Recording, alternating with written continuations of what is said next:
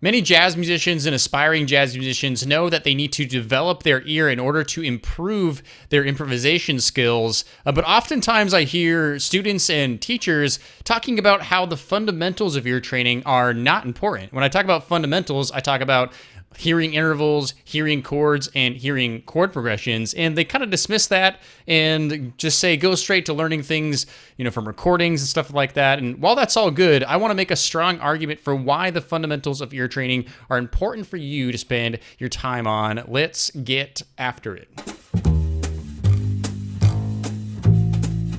Hey, what's up? Brent here. I'm the jazz musician behind the website learnjazzstandards.com, which is a blog, a podcast, and videos all geared towards helping you become a better jazz musician. If you don't want to miss anything going on this channel, make sure you subscribe below if you haven't already, and you'll be locked into everything that's going on here. So I do hear from teachers sometimes online and elsewhere that they don't think the fundamentals of ear training are necessarily important for musicians to spend a lot of time on. And I want to talk about today not only how I fundamentally disagree with that, just in my own opinion, but also why I think the fundamentals of ear training are important to help us develop our jazz improvisation skills. Now, the big argument that I always hear usually comes around the topic of intervals, learning how to hear your perfect fifths and major sixths and, descending and ascending intervals. And I hear a lot that, well, they're just not musical. Why would you do that? Because when you're improvising, you're not thinking, well, I want to play a major ninth and then it's go,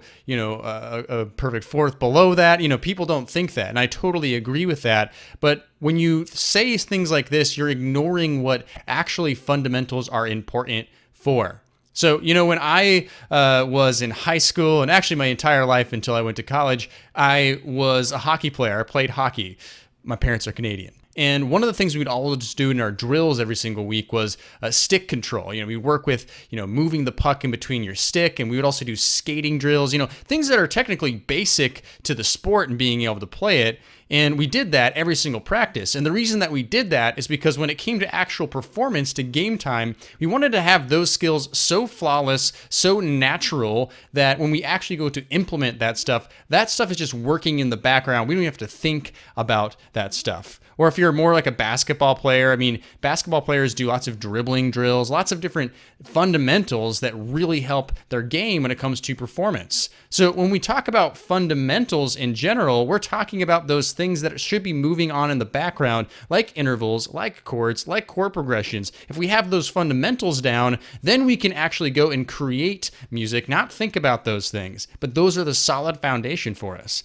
Kind of saying like intervals are, not worth your time, they're not musical. That's kind of like saying you shouldn't learn your scales because they're technically not musical. It's true, scales aren't musical. Should we use scales to improvise? Not necessarily, but we definitely should use them to learn how to play our instruments. So we should think of intervals in the same way. They're the fundamental building blocks that we can use. Now, the second thing I want to say is for those who are teaching that you shouldn't work on your fundamentals, the problem with that is that completely ignores beginners and those who really don't have strong ears already. You have to start somewhere. You really have to find the starting point where you can hear a pitch and then hear the difference between one pitch and the other and understand exactly what those relationships are. And if you can do that, then you can start building chords, then you can start building chord progressions. And this is bringing me to my main point here, which is if we know intervals, like for example, if I can sing a major third up, do, da. Okay, if I can sing that major third, then I am almost on my way to being able to sing a major triad. Do, da, da. Okay, and from a triad, I can start singing a major seventh chord. Do, da, da, da, right? I can now hear that chord. I don't need an instrument to play it for me. I can hear that. So if I learn my intervals, I can start hearing chords. And if I start hearing chords, I can start hearing chord progressions.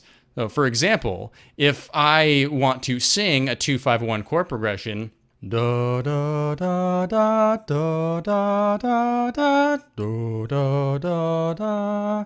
Now, that wasn't the most beautiful singing, but you could hear me singing the arpeggios to a 2-5-1 chord progression. The bass notes were going do, da, do, and I was able to sing a minor 7th chord followed by a dominant 7th chord, which is the 5 chord, and then a major 7th chord, which is a 1 chord. Now we can start doing that with all kinds of different chord progressions, but I don't actually have to play my instrument to hear that stuff. Therefore, when I listen to recordings and I want to learn a song by ear, I'll be able to hear that much better if I can recognize those building blocks, those foundational ear training elements to be able to hear that music. So everything around the fundamentals will help us grow our ear. And yes, we need to be coupling that with just learning things by ear. Try to play melodies by ear. Amy Nolte does a really great job of talking about just being able to play basic songs. I'll go ahead and link that up in the card if you want to check out that video. But we need these fundamentals of ear training. I think it's really important for us. So